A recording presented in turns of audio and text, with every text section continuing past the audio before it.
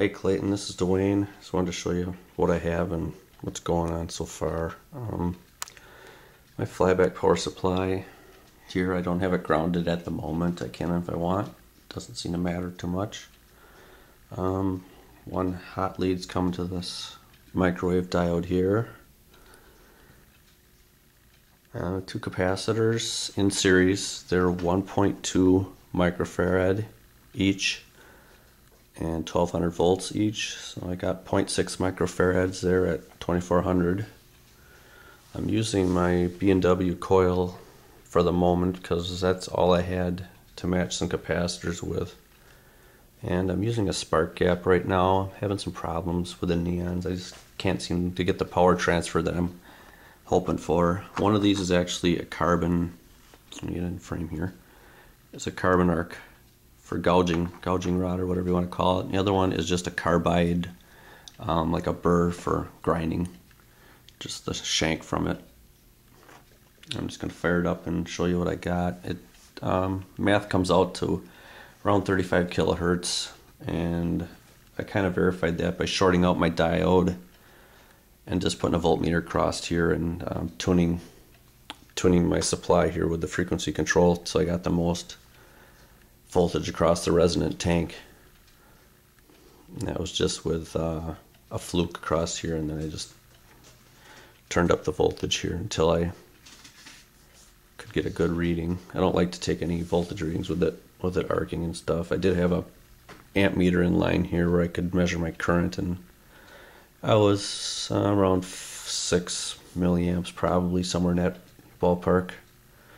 I'm just going to fire this up so you can listen to what this gap sounds like. It's kind of noisy, but it's more than I've got so far.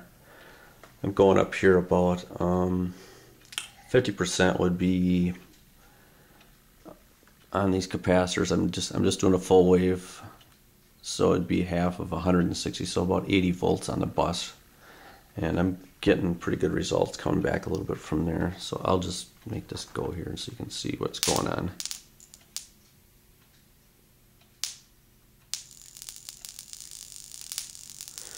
And as you can see, I got a neon tied in series, and it's purple. You can't really maybe tell from the picture, but you can hear what's going on.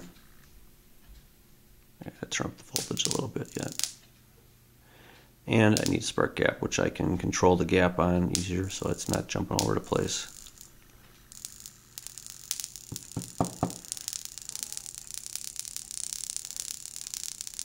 But it's not super loud, so it's actually not too bad. But with this setup, I actually can get some sparks when I put a screwdriver across the coil here.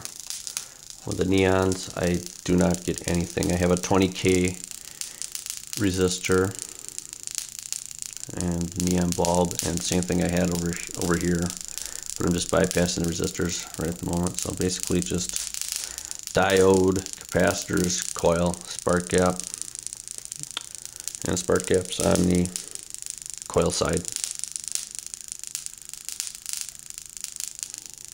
But it actually seems like it's getting some energy into the coil this way and charging up. If I short out the spark gap, the neon light will just be on continuously, which I think at that point it's pretty hot. It's just whatever discharge of my flyback is feeding into it. And it looks like that thing's about ready to give up the ghost. It was making some smoke before, so wouldn't surprise me. I need to do is try some gas discharge tubes. Probably give me a little better action here, but I'll hook it up with the neons quick so you can see what that looks like. Hold on.